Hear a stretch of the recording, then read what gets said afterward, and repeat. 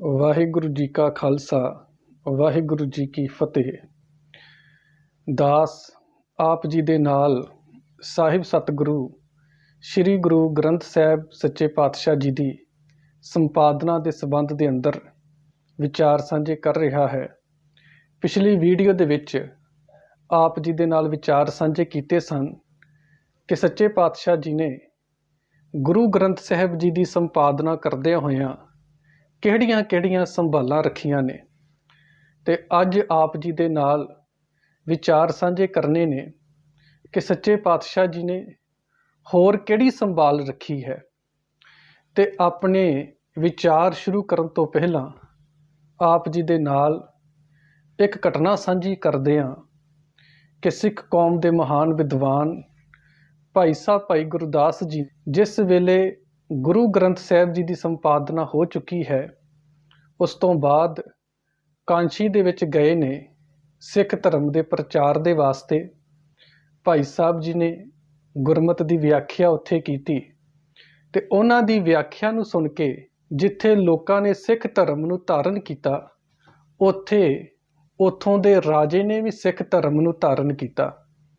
ਜਿਸ ਵੇਲੇ ਰਾਜੇ ਨੇ ਸਿੱਖ ਧਰਮ ਨੂੰ ਧਾਰਨ ਕੀਤਾ ਤੇ ਉੱਥੋਂ ਦੇ ਬ੍ਰਾਹਮਣਾਂ ਨੂੰ, ਪੁਰੋਹਿਤਾਂ ਨੂੰ, ਪੰਡਤਾਂ ਨੂੰ ਹੱਥਾਂ ਪੈਰਾਂ ਦੀ ਪੈ ਗਈ ਕਿ ਜੇ ਰਾਜੇ ਨੇ ਸਿੱਖ ਧਰਮ ਨੂੰ ਧਾਰਨ ਕਰ ਲਿਆ ਫਿਰ ਸਾਡਾ ਕੀ ਬਣੇਗਾ, ਸਾਨੂੰ ਕੌਣ ਪੁੱਛੇਗਾ, ਸਾਡੀ ਪੁੱਛ-ਗਿੱਛ ਘਟ ਜਾਵੇਗੀ। ਸਾਰੇ ਪੰਡਿਤ ਇਕੱਠੇ ਹੋ ਕੇ ਰਾਜੇ ਦੇ ਕੋਲ ਗਏ। ਜਾ ਕੇ ਰਾਜੇ ਨੂੰ ਆਖਿਆ, ਰਾਜਨ, ਅਸੀਂ ਭਾਈ ਗੁਰਦਾਸ ਜੀ ਦੇ ਨਾਲ ਵਿਚਾਰ ਚਰਚਾ ਕਰਨੀ ਚਾਹੁੰਦੇ ਹਾਂ। ਰਾਜੇ ਨੇ ਭਾਈ ਗੁਰਦਾਸ ਜੀ ਨੂੰ ਬੁਲਾਇਆ ਅਤੇ ਆਖਿਆ, ਭਾਈ ਸਾਹਿਬ ਜੀ, ਇਹ ਪੁਰੋਹਿਤ, ਇਹ ਪੰਡਿਤ ਆਪ ਜੀ ਦੇ ਨਾਲ ਵਿਚਾਰ ਸਾਂਝੇ ਕਰਨੇ ਚਾਹੁੰਦੇ ਹਨ। ਤੇ ਭਾਈ ਸਾਹਿਬ ਜੀ ਨੇ ਆਖਿਆ ਕਿ ਅਸੀਂ ਹਾਜ਼ਰ ਹਾਂ, ਪੁੱਛੋ ਕੀ ਪੁੱਛਦੇ ਹੋ। ਤੇ ਪੁਰੋਹਿਤਾਂ ਨੇ ਆਖਿਆ, ਕਹਿਣ ਲੱਗੇ, ਭਾਈ ਸਾਹਿਬ ਜੀ, ਸਾਨੂੰ ਇੱਕ ਗੱਲ ਦਾ ਜਵਾਬ ਦਿਓ। ਜਦ ਇਸ ਦੇਸ਼ ਦੇ ਅੰਦਰ ਪਹਿਲਾਂ ਧਾਰਮਿਕ ਗ੍ਰੰਥ ਮੌਜੂਦ ਨੇ, ਵੇਦਾਂ ਵਰਗੇ ਗ੍ਰੰਥ ਮੌਜੂਦ ਨੇ, ਫਿਰ ਸੱਚੇ ਪਾਤਸ਼ਾਹ ਜੀ ਨੇ ਇਸ ਨਵੇਂ ਗ੍ਰੰਥ ਦੀ ਸੰਪਾਦਨਾ ਕਿਉਂ ਕੀਤੀ ਹੈ। ਤੇ ਭਾਈ ਸਾਹਿਬ ਜੀ ਆਖਣ ਲੱਗੇ, ਤੁਸੀਂ ਠੀਕ ਆਖਦੇ ਹੋ ਕਿ ਇਸ ਧਰਤੀ ਦੇ ਉੱਤੇ ਵੇਦਾਂ ਵਰਗੇ ਗ੍ਰੰਥ ਮੌਜੂਦ ਨੇ, ਪਰ ਇਹ ਗ੍ਰੰਥ ਖੂਹ ਦੇ ਪਾਣੀ ਦੀ ਤਰ੍ਹਾਂ ਨੇ। ਤੇ ਜਿਸ ਨਵੇਂ ਗ੍ਰੰਥ ਦੀ ਸੰਪਾਦਨਾ ਗੁਰੂ ਅਰਜਨ ਦੇਵ ਪਾਤਸ਼ਾਹ ਜੀ ਨੇ ਕੀਤੀ ਹੈ, ਉਹ ਗ੍ਰੰਥ ਮੀਂਹ ਦੇ ਪਾਣੀ ਦੀ ਤਰ੍ਹਾਂ ਹੈ। ਪੰਡਿਤ ਕਹਿਣ ਲੱਗੇ, ਅਸੀਂ ਸਮਝੇ ਨਹੀਂ, ਤੁਹਾਡੇ ਕਹਿਣ ਦਾ ਮਤਲਬ ਕੀ ਹੈ। ਤੇ ਅੱਗੋਂ ਭਾਈ ਗੁਰਦਾਸ ਜੀ ਨੇ ਸਮਝਾਉਂਦਿਆਂ ਹੋਇਆਂ ਆਖਿਆ ਕਿ ਜਿਸ ਤਰ੍ਹਾਂ ਖੂਹ ਦੇ ਪਾਣੀ ਨੂੰ ਕੱਢਣ ਦੇ ਲਈ ਬੜੀ ਮਿਹਨਤ ਕਰਨੀ ਪੈਂਦੀ ਹੈ, ਮਸ਼ੱਕਤ ਕਰਨੀ ਪੈਂਦੀ ਹੈ, ਤੇ ਪਾਣੀ ਕੱਢ ਕੇ ਕੇਵਲ ਆਪਣੇ ਹੀ ਖੇਤਾਂ ਨੂੰ ਦਿੱਤਾ ਜਾ ਸਕਦਾ ਹੈ, ਦੂਸਰਿਆਂ ਦੇ ਖੇਤਾਂ ਨੂੰ ਨਹੀਂ। ਇਸੇ ਤਰ੍ਹਾਂ ਹੀ ਇਹ ਜਿੰਨੇ ਵੀ ਧਾਰਮਿਕ ਗ੍ਰੰਥ ਨੇ, ਵੇਦ ਨੇ, ਸ਼ਾਸਤਰ ਨੇ, ਇਹ ਬੜੀ ਕਠਿਨ ਭਾਸ਼ਾ ਦੇ ਵਿੱਚ ਲਿਖੇ ਹੋਏ ਨੇ, ਸੰਸਕ੍ਰਿਤ ਦੇ ਵਿੱਚ ਲਿਖੇ ਹੋਏ ਨੇ। ਤੇ ਇਹਨਾਂ ਗ੍ਰੰਥਾਂ ਨੂੰ ਉਹੀ ਇਨਸਾਨ ਸਮਝ ਸਕਦਾ ਹੈ ਕਿ ਜਿਸ ਨੂੰ ਕਿ ਸੰਸਕ੍ਰਿਤ ਆਉਂਦੀ ਹੈ। ਜਿਸ ਗ੍ਰੰਥ ਦੀ ਸੰਪਾਦਨਾ ਗੁਰੂ ਅਰਜਨ ਦੇਵ ਪਾਤਸ਼ਾਹ ਜੀ ਨੇ ਕੀਤੀ ਹੈ, ਉਹ ਗ੍ਰੰਥ ਮੀਂਹ ਦੇ ਪਾਣੀ ਦੀ ਤਰ੍ਹਾਂ ਹੈ ਕਿ ਜਿਸ ਤਰ੍ਹਾਂ ਬਾਰਿਸ਼ ਦਾ ਪਾਣੀ ਸਾਰੇ ਖੇਤਾਂ ਦੇ ਵਿੱਚ ਪੈਂਦਾ ਹੈ, ਸਾਰੇ ਖੇਤਾਂ ਨੂੰ ਹਰਾ ਭਰਾ ਕਰਦਾ ਹੈ, ਇਸ ਤਰ੍ਹਾਂ ਸੱਚੇ ਪਾਤਸ਼ਾਹ ਜੀ ਨੇ ਇਸ ਗ੍ਰੰਥ ਦੀ ਸੰਪਾਦਨਾ ਲੋਕ ਬੋਲੀ ਤੇ ਲੋਕ ਗੀਤਾਂ ਦੇ ਵਿੱਚ ਕੀਤੀ ਹੈ ਕਿ ਜਿੱਥੋਂ ਹਰੇਕ ਇਨਸਾਨ, ਚਾਹੇ ਉਹ ਕਿਸੇ ਵੀ ਧਰਮ ਦਾ ਹੈ, ਮਜ਼ਹਬ ਦਾ ਹੈ, ਕਿਸੇ ਵੀ ਜਾਤ ਦਾ ਹੈ, ਪਾਤ ਦਾ ਹੈ, ਇਸ ਧਾਰਮਿਕ ਗ੍ਰੰਥ ਨੂੰ ਸਹਿਜੇ ਹੀ ਸੌਖੇ ਤਰੀਕੇ ਦੇ ਨਾਲ ਹੀ ਪੜ੍ਹ ਸਕਦਾ ਹੈ, ਉਸ ਨੂੰ ਸੁਣ ਸਕਦਾ ਹੈ, ਉਸ ਨੂੰ ਸਮਝ ਸਕਦਾ ਹੈ, ਤੇ ਸਮਝ ਕੇ ਅਕਾਲ ਪੁਰਖ ਵਾਹਿਗੁਰੂ ਦੀ ਬਖਸ਼ਿਸ਼ ਦਾ ਪਾਤਰ ਬਣ ਸਕਦਾ ਹੈ।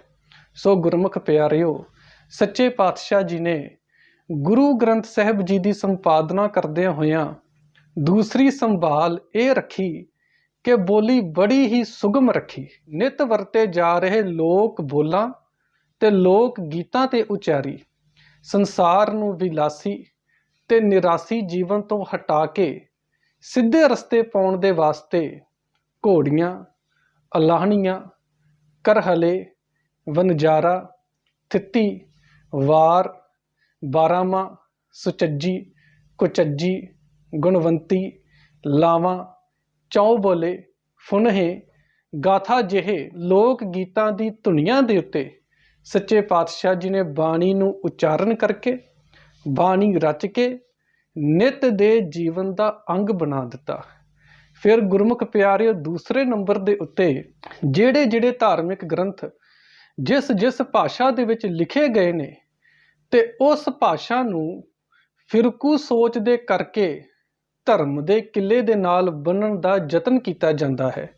ਉਦਾਹਰਨ ਦੇ ਤੌਰ ਤੇ ਕਿ ਜਿਸ ਤਰ੍ਹਾਂ ਕੁਰਾਨ ਅਰਬੀ ਭਾਸ਼ਾ ਦੇ ਵਿੱਚ ਹੈ ਤੇ ਇਹ ਸਮਝ ਲਿਆ ਜਾਂਦਾ ਹੈ ਕਿ ਅਰਬੀ ਤੇ ਉਰਦੂ ਇਹ ਤਾਂ ਮੁਸਲਮਾਨਾਂ ਦੀ ਭਾਸ਼ਾ ਹੈ, ਦੂਸਰਿਆਂ ਦੀ ਨਹੀਂ। ਇਹ ਤਾਂ ਕੇਵਲ ਮੁਸਲਮਾਨਾਂ ਨੂੰ ਪੜ੍ਹਨੀ ਚਾਹੀਦੀ ਹੈ, ਦੂਸਰਿਆਂ ਨੂੰ ਨਹੀਂ। ਜਿਸ ਤਰ੍ਹਾਂ ਵੇਦ ਸੰਸਕ੍ਰਿਤ ਦੇ ਵਿੱਚ ਨੇ ਤੇ ਇਹ ਸਮਝ ਲਿਆ ਗਿਆ ਹੈ ਕਿ ਸੰਸਕ੍ਰਿਤ ਤਾਂ ਹਿੰਦੂਆਂ ਦੀ ਭਾਸ਼ਾ ਹੈ, ਦੂਸਰਿਆਂ ਦੀ ਨਹੀਂ। ਸੱਚੇ ਪਾਤਸ਼ਾਹ ਗੁਰੂ ਅਰਜਨ ਦੇਵ ਮਹਾਰਾਜ ਜੀ ਨੇ ਸੰਪਾਦਨਾ ਕਰਦਿਆਂ ਹੋਇਆਂ ਇਹ ਵੀ ਮਹਾਨ ਕਿਰਪਾ ਕੀਤੀ ਹੈ ਕਿ ਭਾਸ਼ਾ ਨੂੰ ਧਰਮ ਦੇ ਉੱਤੇ ਅਤੇ ਧਰਮ ਨੂੰ ਭਾਸ਼ਾ ਦੇ ਉੱਤੇ ਭਾਰੂ ਨਹੀਂ ਹੋਣ ਦਿੱਤਾ। ਇੱਥੇ ਸੱਚੇ ਪਾਤਸ਼ਾਹ ਜੀ ਨੇ ਸਾਰੀਆਂ ਬੋਲੀਆਂ ਨੂੰ ਸਤਿਕਾਰਿਆ ਹੈ। ਸਿੰਧੀ, ਮਰਾਠੀ, ਹਿੰਦੀ, ਬ੍ਰਿਜ, ਪ੍ਰਾਕ੍ਰਿਤ, ਅਰਬੀ, ਫਾਰਸੀ ਬੋਲੀਆਂ ਦੇ ਸਭ ਰੂਪ ਇੱਥੇ ਵਰਤੇ ਗਏ ਹਨ। ਇੱਥੋਂ ਤੱਕ ਗੁਰਮੁਖ ਪਿਆਰਿਓ ਕਿ ਮਲੇਸ਼ ਭਾਸ਼ਾ ਵਜੋਂ ਬਦਨਾਮ ਅਰਬੀ ਅਤੇ ਫਾਰਸੀ ਦੇ ਸ਼ਬਦਾਂ ਨੂੰ ਗੁਰਬਾਣੀ ਦੇ ਵਿੱਚ ਨਿਰਸੰਕੋਚ ਵਰਤਿਆ ਗਿਆ ਹੈ। ਕੁਝ ਸ਼ਬਦ ਤਾਂ ਠੇਠ ਫਾਰਸੀ ਭਾਸ਼ਾ ਦੇ ਵਿੱਚ ਵੀ ਲਿਖੇ ਮਿਲਦੇ ਹਨ। ਜਿਸ ਤਰ੍ਹਾਂ ਤਿਲੰਗ ਰਾਗ ਦੇ ਵਿੱਚ ਗੁਰੂ ਨਾਨਕ ਪਾਤਸ਼ਾਹ ਜੀ ਦਾ ਯਕ ਅਰਜ਼ ਗੁਫਤਮ ਪੇਸ਼ ਤੋ ਦਰ ਗੋਸ਼ ਕੁਨ ਕਰਤਾਰ ਵਾਲਾ ਸ਼ਬਦ।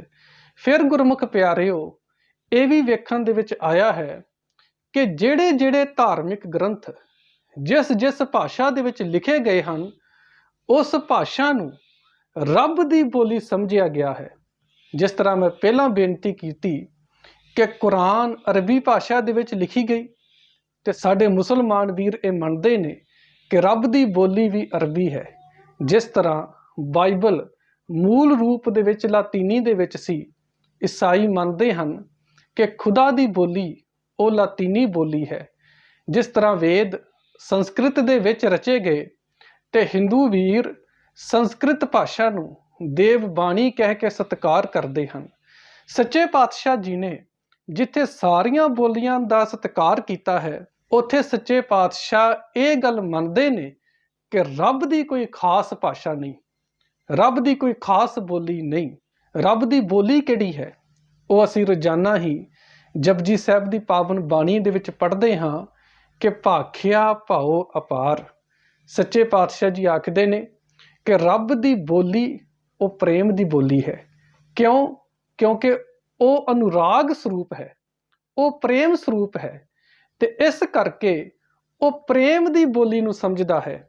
ਚਾਹੇ ਦੁਨੀਆ ਦੇ ਵਿੱਚ ਕੋਈ ਵੀ ਇਨਸਾਨ ਜਿਸ ਵੀ ਭਾਸ਼ਾ ਦੇ ਵਿੱਚ ਜਿਹੜੀ ਮਰਜ਼ੀ ਬੋਲੀ ਦੇ ਵਿੱਚ ਰੱਬ ਨੂੰ ਪਿਆਰ ਦੇ ਨਾਲ ਯਾਦ ਕਰੇਗਾ, ਉਸ ਨੂੰ ਪ੍ਰੇਮ ਦੇ ਨਾਲ ਪੁਕਾਰੇਗਾ ਤੇ ਅਕਾਲ ਪੁਰਖ ਵਾਹਿਗੁਰੂ ਖੁਦਾ ਉਸ ਦੀ ਆਵਾਜ਼ ਅਵਸ਼ ਸੁਣੇਗਾ।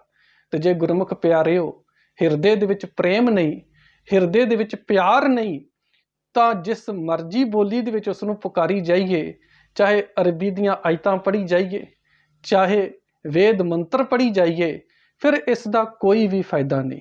ਗੁਰੂ ਕਲਗੀਧਰ ਪਾਤਸ਼ਾਹ ਜੀ ਨੇ ਮਹਾਨ ਬਖਸ਼ਿਸ਼ ਕੀਤੀ ਤੇ ਸੱਚੇ ਪਾਤਸ਼ਾਹ ਜੀ ਫਰਮਾਉਂਦੇ ਨੇ ਕਿ ਸਾਚ ਕਹੋ ਸੁਨ ਲਿਹੋ ਸਬੈ ਜਿਨ ਪ੍ਰੇਮ ਕੀਓ ਤੇ ਨਹੀਂ ਪ੍ਰਭ ਪਾਇਓ।